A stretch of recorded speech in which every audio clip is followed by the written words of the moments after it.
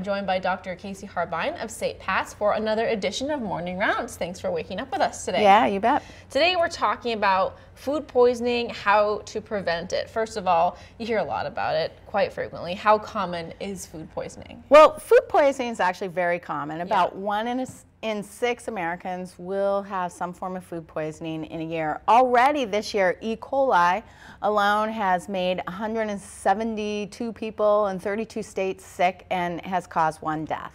So what is food poisoning then? What does it all entail? Well, you know, it's kind of a catch-all phrase that we throw around, but essentially it's when you get sick from eating contaminated food. And the food can be contaminated with bacteria or viruses or even toxic substances. So what kinds of foods are linked to food poisoning? I know there's been multiple different ones that have come up in recalls and whatnot. Right. So raw meats, obviously. So that's when, you know, undercooked hamburger or chicken or pork. Fish as well maybe has some types of bacteria or parasites. Shellfish certainly is at risk, raw oysters, things like that. But even things like fruits and vegetables, you know, the most recent E. coli outbreak was linked to romaine lettuce. I remember an outbreak a few years back with raspberries that were contaminated with a parasite called Cryptosporidium, which causes terrible diarrhea.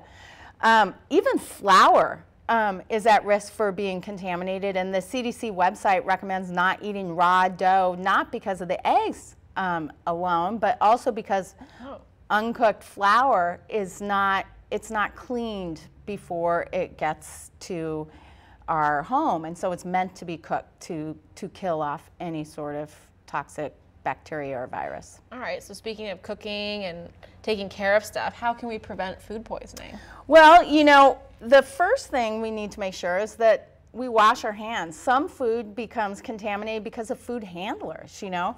Think about norovirus can be transmitted to food because of the person preparing the food being infected. So washing our hands, washing our cutting boards that we use things with, washing the knives that we use to cook things with, washing the food. Just taking fruits and vegetables and running them under running water is helpful. The CDC does not recommend using soap or bleach or anything like that on the foods, but just kind of trying to rinse them and get them clean.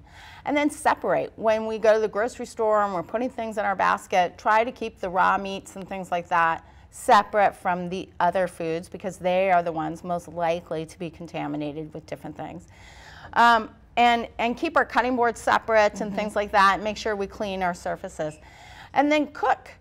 You know, there are certainly different recommendations for temperatures that meat should be cooked at, fish, and so forth.